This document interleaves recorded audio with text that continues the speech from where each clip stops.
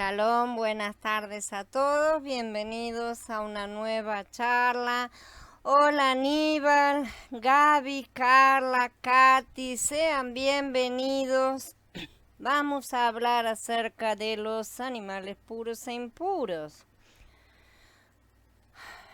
Categorías de seres vivos limpios para la dieta. Primera parte, los animales terrestres.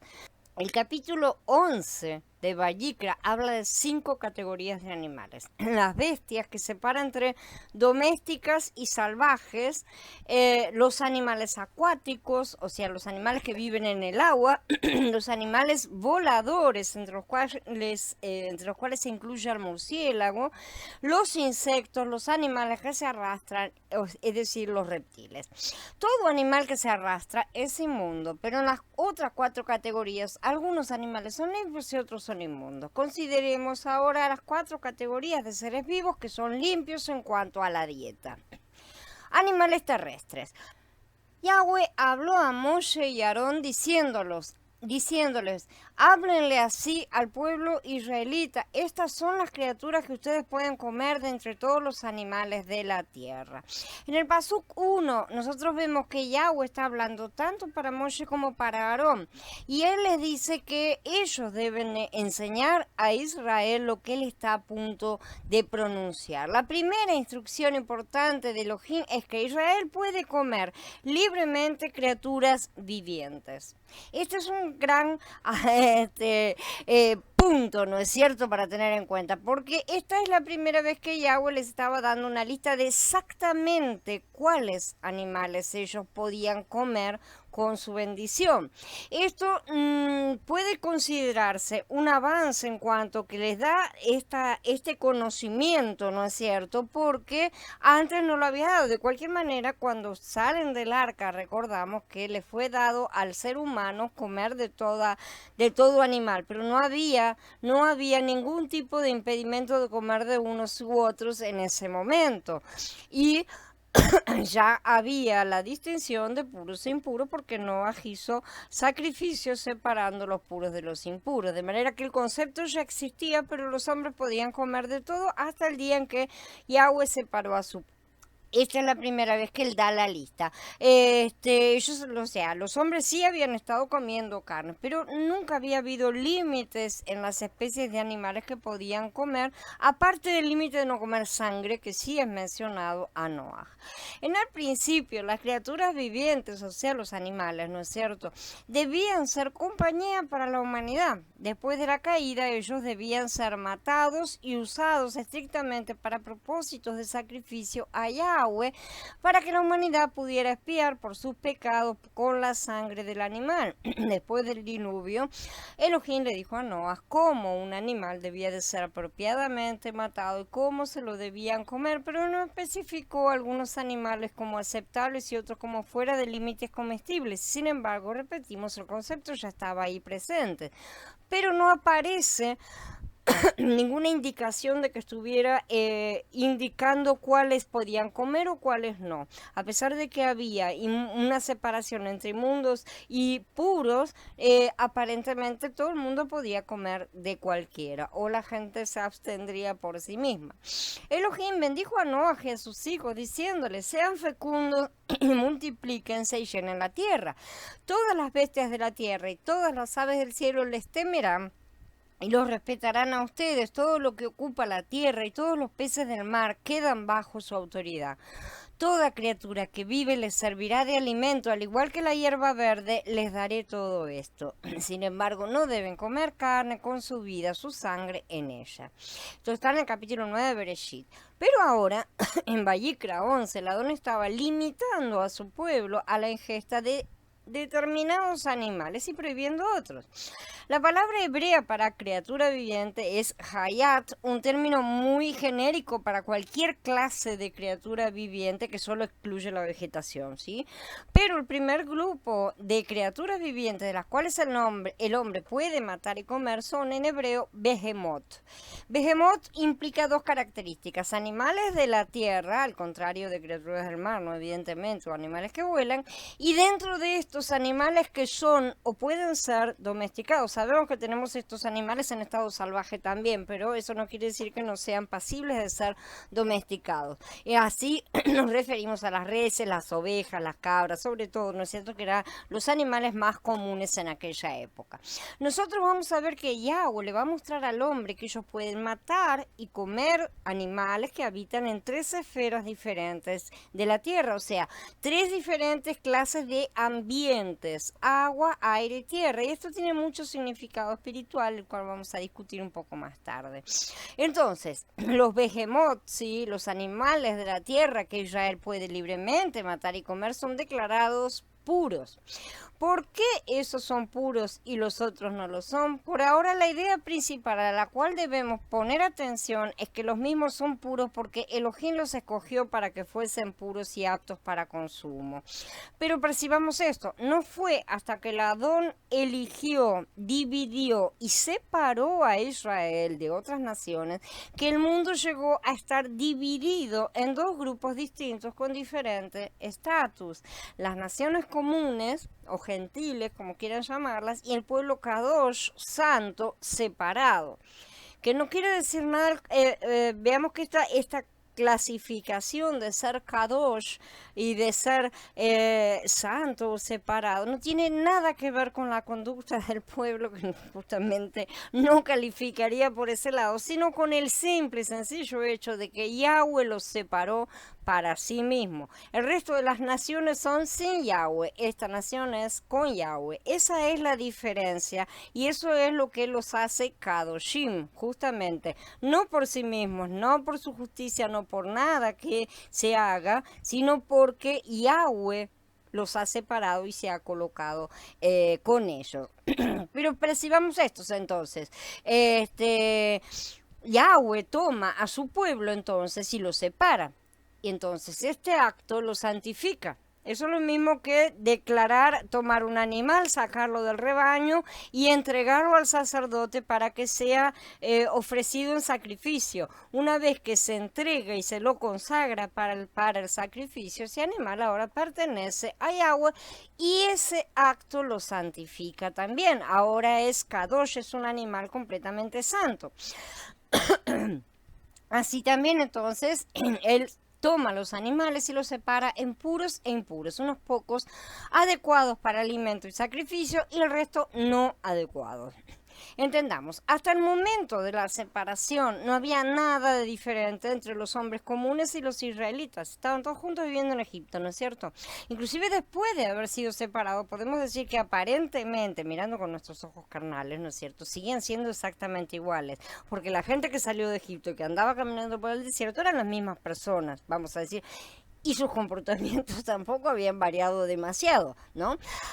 Entonces, parecería a simple vista que no hubiera habido ningún tipo de cambio, ni física ni espiritualmente. El único cambio es que en el plano espiritual Yahweh los separó para sí mismos. Todas las personas que estaban en la tierra estaban en el mismo estatus ante los ojos de Elohim, pero una vez que Elohim toma a Israel y los separa como su pueblo escogido y los redime, de repente él establece una diferencia. Acá hay una cosa diferente. Así también les da sus leyes para que la diferencia pueda también ser visualizada en el plano material, para que la gente del mundo y ellos mismos pudieran ver la diferencia entre pertenecer a Elohim o no pertenecer, como el resto de las naciones. En el plano espiritual no había problema. Pero en plano material, aquí en la tierra, había que mostrarlo, exteriorizarlo de alguna forma. Yahweh los estaba separando para sí mismo y eso era claro en el plano espiritual, pero acá no. En el plano espiritual, todos los seres espirituales estaban viendo lo que Yahweh estaba haciendo, ¿sí? Pero en el plano físico no había nada que hiciera ver esto. Entonces, lo que Yahweh necesitaba era que el pueblo comenzara a adquirir un comportamiento kadosh, ¿sí?, simplemente por obedecer las leyes que él les diera. Entonces ya vimos que él entrega la Dabar, también entrega sus Mishpatim y ahora da un paso más allá en cuanto a la forma de vida del pueblo. Estas leyes dietéticas no eran solo para el sacerdocio, eran para todo el pueblo. Estas eran un medio visible para que Israel discerniera cuál de las muchas clases de behemoth es la prueba para usar como alimento. O sea, tenía que aprender a obedecer en un montón de cosas. Todas estas reglas eran prácticas. Todo animal que tenga pezuñas partidas, con divisiones en las pezuñas y que rumie, de esos pueden comer, dice el Pasuk 3. La característica física número 1 entonces es que un behemoth aceptado tiene que tener la pezuña dividida. ¿Sí? La característica física número 2 es que tiene que rumiar. Así que bueno, ¿qué es una pezuña dividida? Vamos a empezar. Básicamente quiere decir que la pezuña está dividida de tal manera que en algún punto está separada completamente en dos partes. No puede estar medio cosida, digamos, ¿no? O que tenga un punto y otro punto de... No, tiene que estar completamente separada. Como si fueran dos dedos, pero estamos hablando de los cascos. No estamos hablando de dedos literales. Hay animales que tienen dedos. Muchos animales, como los caballos, tienen pezuñas o cascos que se dividen en una parte, pero no se separan, ¿sí? No se separan completamente. El caballo esos son dedos realmente que se han cubierto, ¿no es cierto?, de como que es el mismo material de nuestras uñas, solo que mucho más endurecido y mucho más fuerte. Entonces, al frente y atrás no se han separado los cascos del caballo para formar dos piezas separadas. Es una única pieza. Por lo tanto, los caballos tienen pezuñas que no están separadas y son considerados no aptos para comer. En la manera bíblica de hablar, ellos son impuros. Rumiar básicamente quiere decir que el animal solo mastica la comida parcialmente. Se la traga y luego la sube nuevamente a la boca para volver a masticarla más un poco de tiempo, ¿no es cierto?, antes de tragársela otra vez. Técnicamente los animales con estas características son llamados rumiantes, ¿sí? Animales cuyos estómagos, generalmente son 4, son varios por lo menos, generalmente consisten en varios compartimientos o estómagos separados inclusive. Por lo que el masticar el bolo alimenticio es básicamente una descripción de cómo el sistema digestivo de ciertos animales está diseñado. Veamos cómo está descrito esto en el original hebreo. Dice, y yo les voy a dejar después para que lo lean evidentemente y puedan corroborar todas las palabras. Todo animal que tenga mafreset parsá, esto quiere decir pezuñas, sí, partidas, parsá y parás. Es una misma palabra prácticamente, se deriva una de la otra, ¿sí?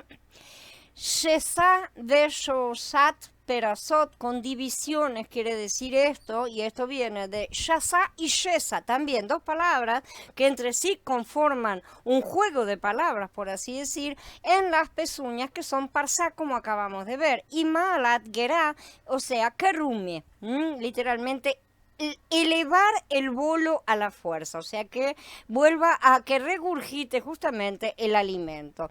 Esto es alá y gerar, que es elevar, literalmente es elevar el bolo. De esos pueden comer. Entonces acá tenemos las características en el hebreo. Las dos expresiones que hablan de las pezuñas partidas o divididas, ¿sí?, que como vimos es mafreset parsai, shesabe, shoshat, perasot, parecen ser ese típico caso de la repetición hebrea, poética, ¿no es cierto? El significado de las dos expresiones es prácticamente el mismo, o al menos hoy no tienen diferencia uno con el otro. Si la hubieran tenido en su tiempo, en su época, ese conocimiento realmente se ha perdido. Hoy parecen ser ese juego poético que hacen los versos, la poesía judía que repiten las cosas en una y otra vez, ¿no es cierto? Con palabras diferentes pero sinónimos. Entonces, hasta ahora nosotros tenemos 4 características necesarias para definir un behemoth puro y apto para comer. En primer lugar, es un animal de la tierra. En segundo lugar, es un animal domesticado, al contrario de un animal salvaje. En tercer lugar, debe tener una pezuña completamente dividida y en cuarto lugar, debe rumiar. Luego Yahweh da unos ejemplos de animales comunes, también terrestres, ¿no es cierto? Y con algunas características de las mencionadas, aunque no todas, que eran típicamente usados como alimentos en esa era, pero que estaban fuera del límite permitido para Israel, para que comprendieran cómo era el mecanismo para ser aplicado y que les quedara claro, ¿sí? Y él explica por qué los mismos están fuera de lo permitido. Entonces dice lo siguiente: sin embargo, de entre los que rumian o los que tienen pezuñas divididas no comerán. El camello, aunque rumia, no tiene pezuñas divididas. Tiene dedos el camello. Es impuro para ustedes. El tejón, aunque rumia, no tiene pezuñas divididas. Es impuro para ustedes. Ya veremos que estas traducciones no son del todo correctas. La liebre, aunque rumia, no tiene pezuñas divididas. Es impura para ustedes. Y el cerdo, porque aunque tiene pezuñas divididas, con pezuñas partidas, no rumia. Es impuro para ustedes. Entonces, para que les quede claro a todos, no importa si tiene uno solo de las dos partes, no, tiene que tener las dos. Las dos tienen que coincidir como les estoy explicando. Así que mostró bien clarito para que no hubiera problema de comprensión. Vamos a ver de qué animales se trata, porque si cualquiera verifica las diferentes traducciones, van a ver que se citan diferentes animales. Es todo un zoológico, ¿sí? Existe gran controversia a este respecto y gran duda, porque se ha perdido el conocimiento de a qué animales se referían en aquella época. Puede haber unos cuantos que estén extintos, inclusive. Vamos a ver entonces los originales. Dice lo siguiente: sin embargo, de entre los que rumian, que tienen pezuñas divididas, no comerán. El cabello, gamal, aunque rumia, sí, no tiene pezuñas divididas y es impuro. El tejón es shafán, ¿sí? Después viene la liebre, que es arnebet, y el cerdo es hasir, ¿sí? Todas estas cosas yo se las dejo acá para que las vayan leyendo, ¿no? Entonces, con el camello, que es gamal, no hay problema, no hay ningún problema. La traducción es unánime y es un animal sumamente utilizado. Lo vamos a encontrar un montón de pasuquín en las escrituras y no hay duda, resulta muy clara la traducción.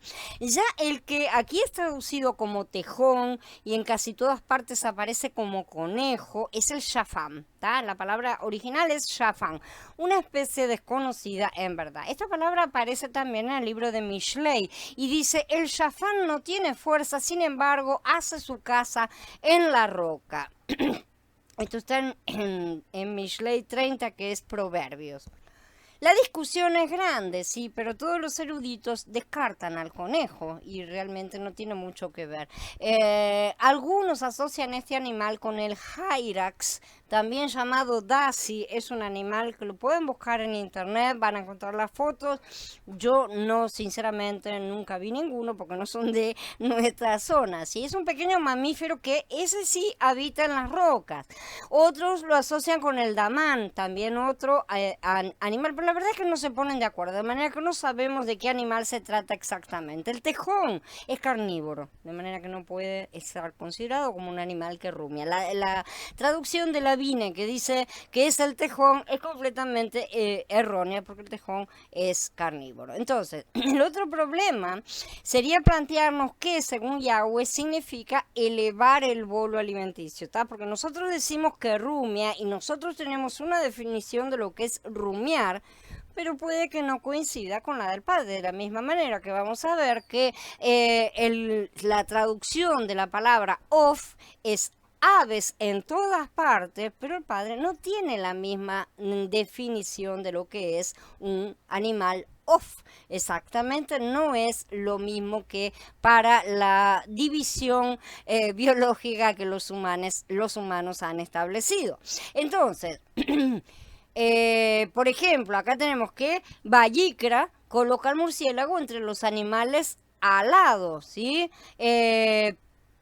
Que como son traducidos, ¿sabe? Como estaba diciendo, en vez de animales que vuelan, que sería mucho más correcto, sirve para ridicularizar una vez más al creador, ¿no es cierto? Ciertamente el murciélago es un animal que vuela. De esa manera, Yahweh lo coloca junto con otros animales que vuelan. Esa es la división que Yahweh ha establecido para estos animales, ¿sí? Que casualmente el hombre llama aves. Bueno, pero deja fuera los otros. El hombre no los clasifica porque tengan o no alas, ¿sí? Tampoco podemos llamarlos como animales que vuelen, ¿no es cierto? Tal vez la soberbia humana deba rebajarse a tirar a la basura sus divisiones según su mente limitada y debamos aprender a aceptar las cosas como Yahweh las coloca. Realmente, al final de cuentas, es el creador, ¿no es cierto? De manera que en este caso lo que tenemos, según las escrituras, es una división llamada de rumiantes, no de forma del todo desacertada, porque es muy parecido, ¿no es cierto? Eso es lo que hacen estos animales, en la cual la característica unificadora es que se trata de animales que suben el alimento y lo procesan más de una vez. Según los biólogos, conejos y liebres no rumian. De hecho, su proceso es bastante diferente y mucho menos limpio. Porque vuelven a ingerir el producto que ha pasado por sus intestinos, o sea, lo sacan completamente hacia afuera, lo vuelven a ingerir y vuelven a procesarlo.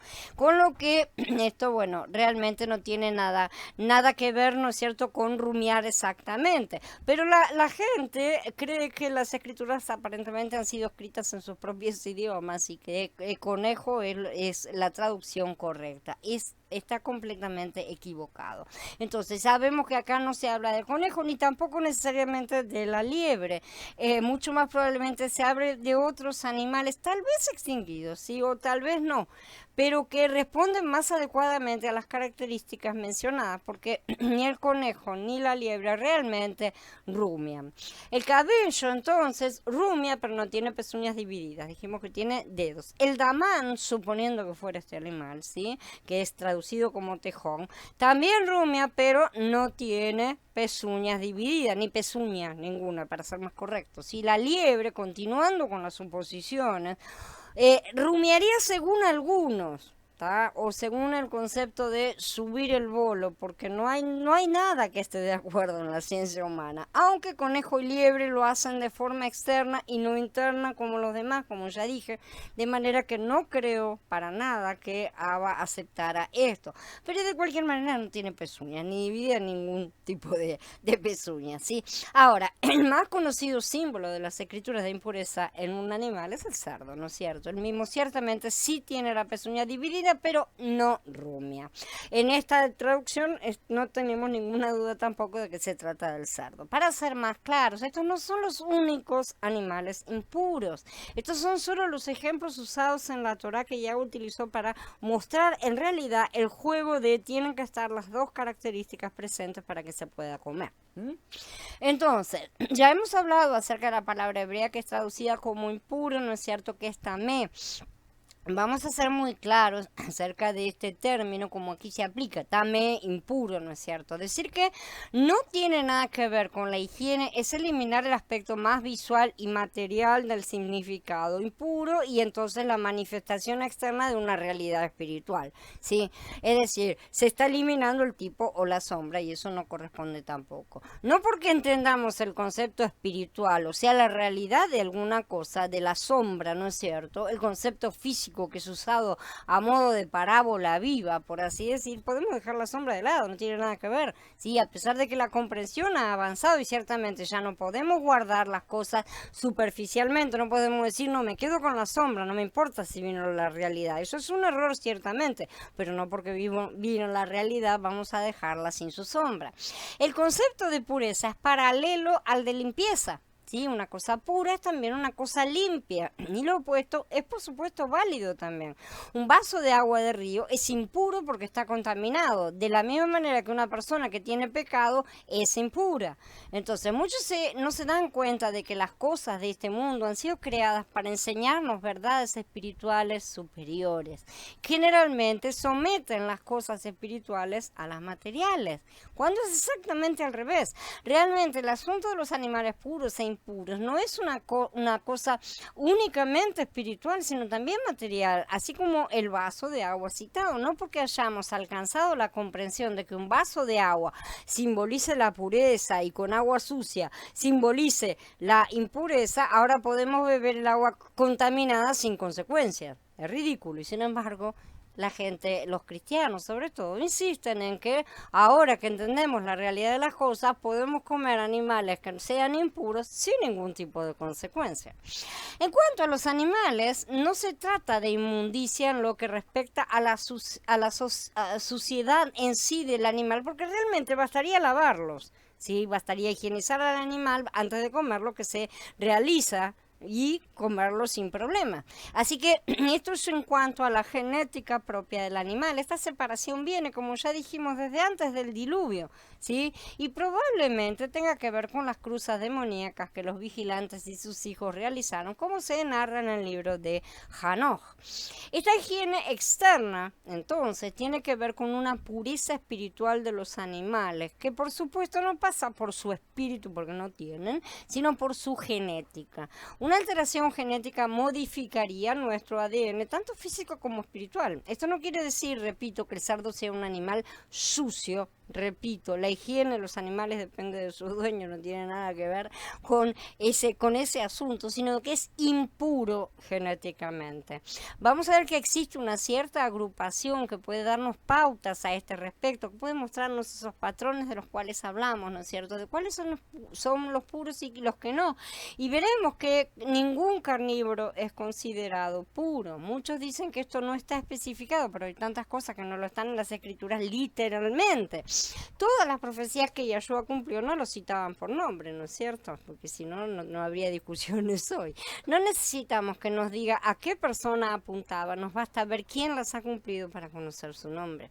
De la misma manera, no necesitamos que se nos diga específicamente que los carnívoros son impuros. Podemos deducirlo del simple hecho que los carnívoros y carroñeros, sobre todo, no son aceptados, ¿sí? Y esto depende muy probablemente, justo ya que estamos hablando de cómo se come, del tipo de alimentación que ellos tienen, ya que hemos dicho muchas veces que somos lo que comemos. Si a Mashiach le interesa que nosotros lo comamos a él, el hecho de que un animal coma carroña, evidentemente afectará si yo como a ese animal con la constitución interna de órganos con la que ha estado viviendo, digamos, ya que si si yo como carroña a mí me contamina, si el animal come carroña a él lo contamina, si yo como un animal que está contaminado me contamino también. Es tan simple como una lógica lineal acá bien sencillita, ¿no es cierto? Entonces, estos animales que matan y comen con sangre además, porque ellos no saben discernir eso, ¿no?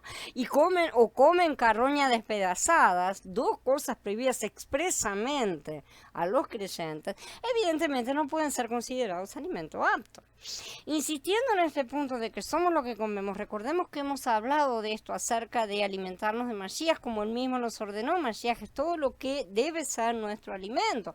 Por lo tanto, es lógico deducir que los animales que podemos comer tienen una cierta semejanza espiritual, por así decir, con nuestro Adón. Son mansos, son herbívoros, son sumisos, son pacíficos y son obedientes, ¿sí?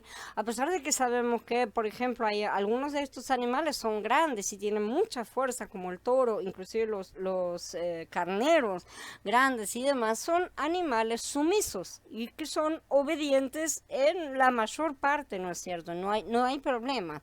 De manera que no tenemos por qué ver a un Elohim arbitrario declarando cosas puras o impuras, esta es pura, esta es impura, al tatetisi, solo para divertirse. La incongruencia humana y la ignorancia humana no pueden ser la medida que determina las razones del Creador. No comerán de su carne ni tocarán sus cadáveres, son impuros para ustedes. El pasuk 8 nos da otro pedazo importante de información. Yahweh nos instruye que los animales impuros no pueden ser consumidos, pero también que un israelita no puede tocar siquiera la carcasa de uno, ¿sí? Lo que esto significa es que por si alguna razón uno tropieza con un animal muerto o tiene que matar a uno con algún propósito, algo sucede, ¿no es cierto? Uno va a quedar impuro. Pero quede claro que, como vamos a encontrar un poquito más adelante, si no hay provisión en contra de tocar un animal vivo que sea impuro. justamente. Ellos tenían camellos, ellos tenían asnos, ellos trabajaban con estos animales y no había ningún problema. O sea, los israelitas podían tener esos animales, pero solo si se les moría alguno, ahí quedaban impuros por haberlos tocado. Y esto es temporal también. Por lo tanto, trasladado nosotros, porque sé que preguntan cada cosa, podemos tener mascotas y gatos, perros y hasta reptiles o roedores, como tienen muchos, ¿no es cierto? No es problema, no es prohibido y no deja a nadie impuro, ¿sí?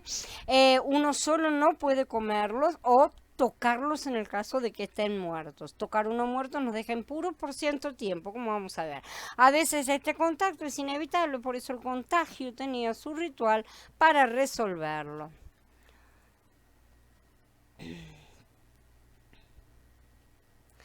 Shalom Jorge, Nico, Meli, Shalom Ismael.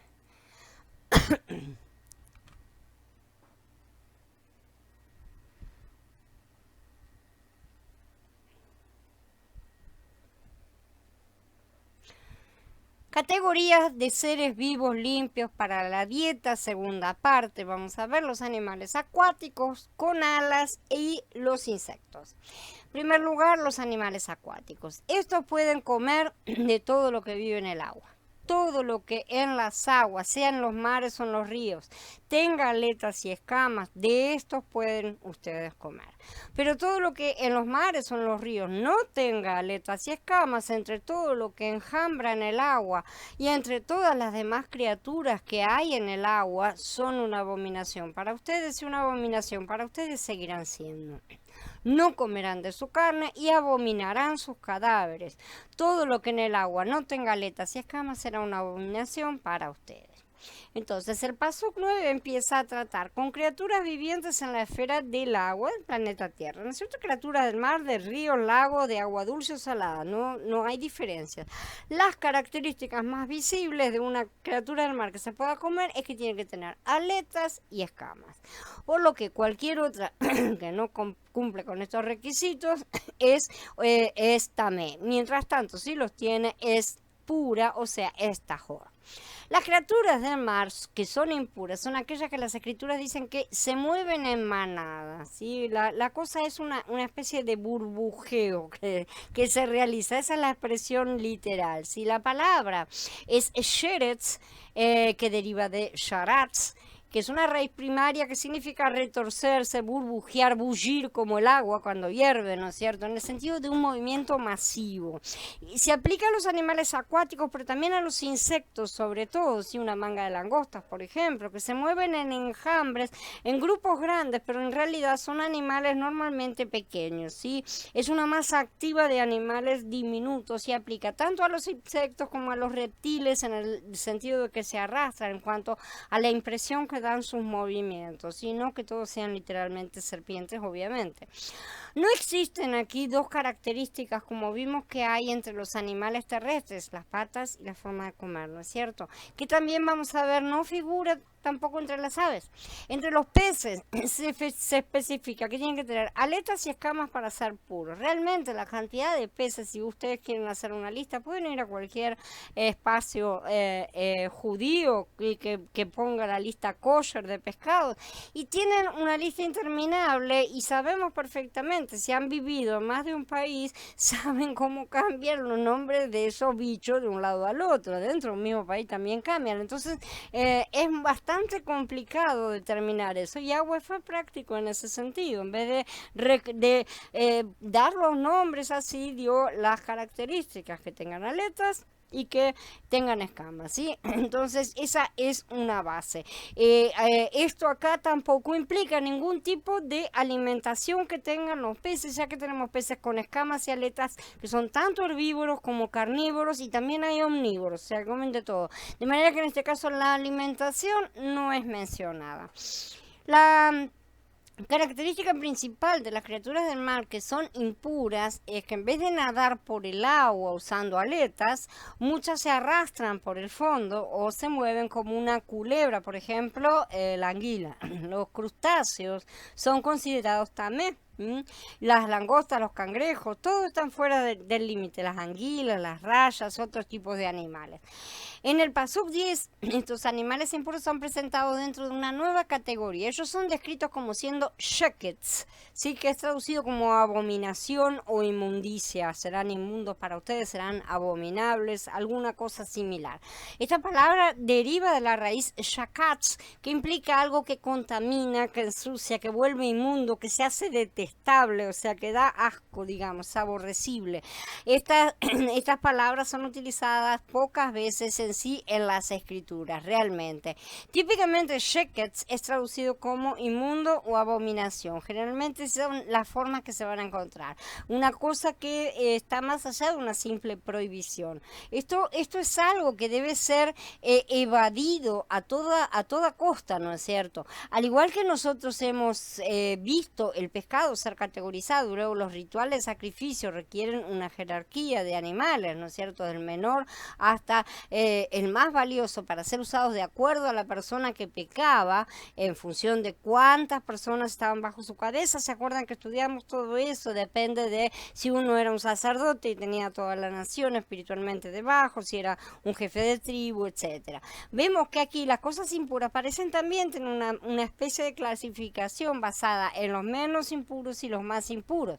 El término sheketz, detestable, abominación, es reservado para describir la categoría más seria de cosas impuras y más abominable, literalmente, una cosa buena para saber al estudiar las escrituras, sí, porque una abominación es la peor clase de pecado o impureza a los ojos de Elohim. Luego tenemos los animales con alas.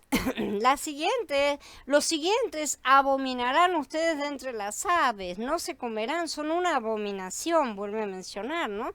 El águila, el buitre negro, el milano, los halcones de toda variedad, todas las variedades de cuervo, el avestruz, la lechuza, la gaviota, gavilanes de toda variedad, el búho pequeño, el somorgujo, el búho grande, el búho blanco, el pelícano, el cisne, la cigüeña, las garzas de toda variedad, la abubilla y el murciélago. Entonces, acá la Torah ahora se mueve rapidito a las criaturas que habitan en la esfera del aire. ¿Sí? Estas criaturas que vuelan mayormente.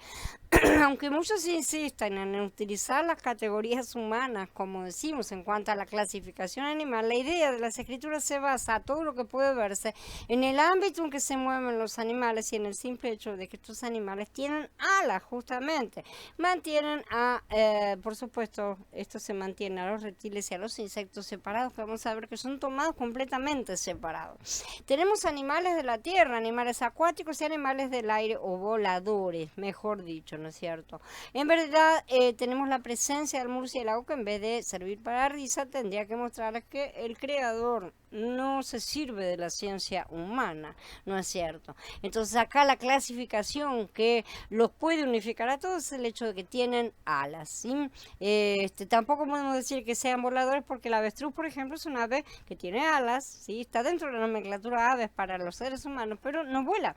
Y la gallina tampoco, por ejemplo, vuela. Esta sería la mejor forma de nombrar estas tres divisiones. Espero que nadie discuta que el murciélago tiene alas, ¿no es cierto? Solamente por ese motivo está aquí. Interesantemente, es una inversión en una inversión de la práctica anterior, en vez de describir las características de lo puro, como hizo con los pescados, ¿no es cierto? Por lo tanto, de los animales que se pueden comer, acá se describen los nombres de lo impuro, con la idea de que todas las variedades de pájaros deben ser considerados puros si no están dentro de los mencionados, ¿no es cierto? Entonces, nosotros obtenemos una lista de pájaros que son clasificados también nuevamente shekets, ¿sí? No solo impuros, sino que altamente impuros. Una abominación. No vamos a entrar en detalle de qué ave es cada una. Nuevamente estamos dentro de lo mismo. Son todas las traducciones. Difieren a la hora de poner una ave en particular, pero si los enumeramos vamos a ver que son animales voladores, cazadores o carroñeros, ¿sí? como en todas las cosas, tenemos que buscar el patrón y no el por qué. Si aquí nos hiciéramos la pregunta de por qué, tal vez podríamos llegar a esta conclusión de animales voladores carnívoros, pero nos perderíamos el hecho de que se alimentan de muerte. Básicamente ese es el punto importante. Lo mismo que vimos sucede con los animales salvajes terrestres prohibidos. Si no digamos que porque el patrón no está especificado no existe. El padre ha dejado tesoros escondidos que son perlas para que los que tienen ojos para ver. Ahora bien, analicemos el asunto a fondo. Ciertas aves, como las gallinas, comen prácticamente de todo, incluyendo hasta roedores pequeños a veces. Las gallinas no son consideradas impuras, aunque tampoco estaban mencionadas, no aparecen mencionadas en ningún momento. En cuarto lugar, bueno, tenemos los insectos. En el Pasuk 20 tenemos otra categoría que residen también muchas veces en la esfera del aire, porque son los insectos que vuelan específicamente. ¿Qué tienen que ver los insectos considerados en la lista de alimentos que son kosher o no? No es cierto. Los insectos eran parte de la dieta diaria normal de la mayoría de las sociedades de aquellos días. Y Yahweh le dice a los israelitas cuáles pueden comer y cuáles no. Todos los insectos salados que caminan en cuatro serán una abominación para ustedes, pero estos pueden comer de entre todos los insectos salados que caminan en cuatro. Todos los que tengan sobre sus patas unas zancas para saltar sobre el suelo, de estos podrán comer los siguientes: langostas de toda variedad, todas las variedades de langosta calva, grillos de toda variedad, todas las variedades de saltamontes, pero todo otro insecto alado que tenga cuatro patas será una abominación para ustedes. Él determina entonces esta diferencia al dar a ciertos insectos la categoría de sheketz, abominación, una vez más, y coloca también la lista de excepciones a la regla, no por extenso sino por definición. Aquellos que eran aceptables eran los que caminan con cuatro patas y saltan sobre otras dos, ¿sí? Mientras que todos los que solamente caminan sobre cuatro patas, como podemos ver, esto no implica que tuviera únicamente cuatro patas, sino que carecen de zancas traseras, no son insectos que saltan, básicamente están completamente fuera. Si tienen más patas también. Los únicos insectos que vemos se pueden comer son saltarines, y los cuatro mencionados parecen ser diferentes clases de langostas o saltamontes que eran muy comunes, siguen siéndolo en aquellas zonas de Oriente Medio. Sin embargo, todos los insectos con alas y que se arrastran también están prohibidos. ¿Qué tiene esto diferente? Los saltarines tienen patas articuladas que fueron diseñadas para doblarse y saltar. Esa es la diferencia básica que los coloca en lugar diferente de los otros, porque son todos ellos de cualquier manera voladores, ¿sí? Además tenemos el hecho de que estos saltamontes son justamente herbívoros, son todos ellos comen plantas. Categorías de seres vivos limpios para la dieta, tercera parte, vamos a la conclusión. Fíjense que la división que estas características nos dan y que además menciona cada uno de los cuatro tipos únicos son insectos que saltan, que además son herbívoros. Entre los animales de la tierra es importante la forma de las patas y la forma que digieren sus alimentos, ¿sí? Que es vegetal. Los rumiantes son todos herbívoros, aunque no todos cumplen con el otro rasgo acerca de las patas partidas, ¿no es cierto? Esto descalifica a muchos, evidentemente, pero esto se refiere a la forma en que caminan. Vemos que la mayoría son además domesticables, con carácter bastante dócil como para obedecer órdenes. También el tipo de alimento, el mismo que Yahweh decretó originalmente para todos los seres vivos, o sea, la vegetación y la forma de procesarlos. El rumiado requiere pasar el bolo 2 veces por la boca, masticar 2 veces, por así decir. Los animales de pezuña dividida y que rumian representan a las personas que tienen discernimiento en sus actividades y que reciben la palabra de Elohim reflexionando mucho sobre ella. Una pezuña hendida o dividida significa discernimiento, simboliza la capacidad de tener un doble apoyo, no solamente uno único. El caballo tiene cascos enteros, no hendidos, por lo tanto representa a una persona que, aunque tiene mucha fuerza, y el caballo como los asnos y todos estos animales tienen mucha fuerza de carga realmente, no tiene la capacidad de discernir las cosas. Se trata del tipo de personas que se apoyan apoyan en su aspecto físico, en su fuerza, ¿no es cierto? Los grandes héroes, los Nimrod de la vida. Y no desean escuchar la palabra, mucho menos rumiarla, o sea, meditar en ella. Veremos que la mayoría de los herbívoros, que aún siendo rumiantes, no tienen casco partido, son animales de carga mayormente, sí, animales de porte grande y de mucha fuerza. Y esto no es un castigo, que quede claro, ¿sí? Una persona así no es capaz de discernir lo que proviene de Elohim, lo que proviene de Hasatán, lo que es celestial, lo que es terrenal, ni tampoco lo que es espiritual ni lo que es carnal. Debemos discernir no solamente lo que es agradable a los ojos del Adón y lo que no lo es, sino también lo que proviene de nuestro ruaj y lo que proviene de nuestra carne, y lo que proviene del nuevo hombre y lo que proviene del viejo hombre. Por ejemplo, hablemos de la diferencia que existe entre salir de paseo al shopping y asistir a una reunión de la congregación. Ir al shopping equivale a hacer algo terrenal, pero asistir a una reunión de la congregación equivale a hacer algo celestial, espiritual. Sin embargo, una persona, incluso un creyente que no tenga pezuña dividida, verá muy poca diferencia entre ir al shopping y asistir a una reunión de la congregación. Normalmente elegirá lo que le agrada. Pero también tenemos otro tipo de casos en que la persona no elegirá literalmente lo que le agrada a primera vista, de forma directa, pero determinará que su mayor tiempo y esfuerzo debe estar dedicado al trabajo o al estudio, a la carrera, a limpiar la casa, a lo que sea, en función de su futuro, trabajo para mi futuro, o de su presente, tengo que mantener a mi familia, cosas así, ¿no es cierto? Ahí el deseo de cualquier manera, a pesar de que todo el mundo, si pudiera dejar de trabajar, no trabajaría, lo sé perfectamente.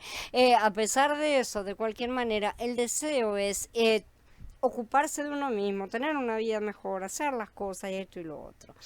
Entonces, como no se puede, lamentablemente, servir a dos señores, se deciden por dedicarse con fuerza al trabajo, al estudio, y dedicar algunos minutos del día a lo que ellos llaman comunión con el Padre. No comprenden que están demostrando que se apoyan en sí mismos, ¿sí? Que no tienen pezuñas divididas y que aunque pueden esforzarse mucho por estudiar, aprender, leer y hasta orar, rumiar únicamente no alcanza. Es necesario tener las dos características.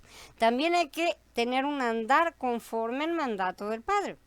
Las personas que se apoyan en sí mismas, y sí, también estas personas dejan en sus manos otros asuntos, es cierto que lo hacen de esa forma, no es que no, tienen una característica, tienen inclinación, entonces vienen y oran y le dicen, dejo en tus manos tal cosa, pero las dejan en forma de una lista de pedidos, inclusive pidiendo que él las ayude a prosperar mientras trabajan para otro.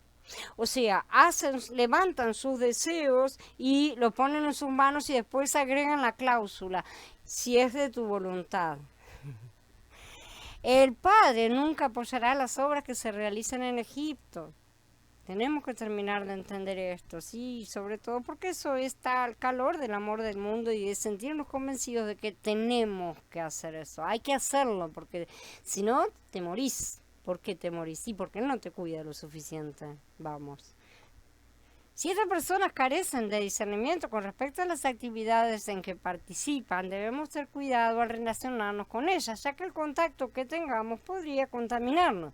Debemos tener pezuñas divididas, esto es, debemos tener la capacidad y la fuerza para discernir lo que procede de de lo que no procede, ¿no es cierto? Así como también lo que debemos hacer y lo que no debemos hacer y andar por el camino determinado. No podemos permitir que seamos desviados.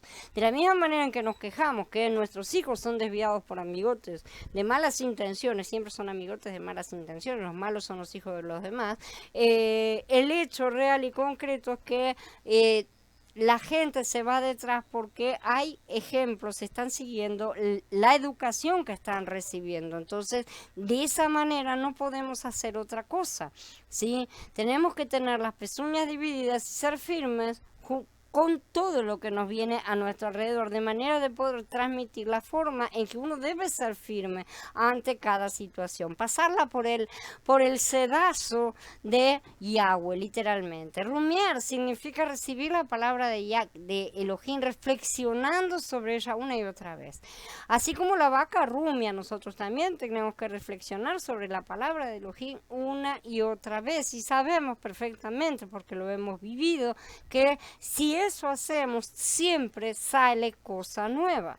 Podemos hacer esto mientras oramos, leemos temprano por la mañana, por ejemplo, como una práctica, ¿sí? Porque mientras oramos, leemos, podemos reflexionar sobre esa palabra una y otra vez, y muchas veces el Ruach nos ilumina con pequeñas joyas. Esto es rumiar a fin de recibir la nutrición, reflexionando sobre lo que hemos recibido de la palabra de Elohim. Sin embargo, hoy en día hay muchos que no tienen las pezuñas divididas, ni tampoco rumian. Nunca tienen el menor contacto con la palabra de Elohim. No debemos relacionarnos con personas que no tienen pezuñas divididas ni rumian. Ya ahí ya el problema está bastante grave. No decimos no relacionarnos en cuanto a huir de ellos porque son contaminantes, porque si no, no podríamos llevar la besura a nadie. Evidentemente no tiene ese sentido, ¿sí? Porque el pueblo de Yahweh realmente es un pueblo separado, de manera tal que no podemos hacer más que lo que es permitido. O sea, no me puedo estar mezclando de más en la medida en la cual yo pueda llegar a ser contaminada, que algo me pueda llegar realmente a afectar. A eso vamos, porque también podemos ser lo suficientemente firmes como para que podamos comer de todo lo que se vende en la carnicería. Existe una gran confusión que proviene mayormente del cristianismo, que es de mentalidad bastante ecuménica, que siempre trata de incluir a todos en cualquier estado en el que estén, lamentablemente, porque consideran que si no lo hacen están siendo misericordias, sí, son malos, pero Yahweh ordena la separación, de manera que debemos obedecerle a Él antes que agradar a los hombres. Si las personas que andan por caminos cerrados realmente buscan a Yahweh, Él les traerá y les mostrará como a todos. Mientras tanto, no podemos tener comunión. Sí, por supuesto que podemos saludarlas, podemos hablarles, podemos llevarles las buenas nuevas, también podemos mostrarles sus errores, ¿no es cierto? De hecho, cualquiera de ustedes que ya conozca la comunión del Rúa sabrá que no puede haber comunión entre las tinieblas y la luz. Inclusive nosotros mismos, en los momentos en los que andamos tropezando, estamos en tinieblas y no tenemos contacto con Él en la luz, mucho menos entre otras personas. No crean que los salvos no pueden andar en tinieblas. Y ya que Yahshua prometió que muchos que creen en Él serán lanzados a las tinieblas de afuera. Así que es mejor que dejen de negarlo, y eso hacen cuando no lo toman como su amo y Adón completo en todos los ámbitos de su vida y se vuelvan a Él, porque de lo contrario Él también los negará delante de los malajín cuando vengan a realizar la cosecha. ¿Sí? Debemos evitar, sobre todo, unirnos en yugo desigual a estas personas. Repito, cuando digo unirnos, no quiero decir que tengamos que darles vuelta a la cara, no hablarles ni ninguna de esas cosas. Quiero decir que no podemos compartir actividades, no podemos compartir nada que no sea llevarles el remedio, llevarles a Yahshua. Donde se levante cualquier otra cuestión, ya no puede haber comunión porque la contaminación espera. Entonces, no sea cosa que nos afecte ni ejerzan influencia sobre nosotros. Al contrario, debemos ser nosotros quienes los ayudemos ejerciendo la autoridad de Yahshua para influenciarlos. Tiene que ser al revés la influencia.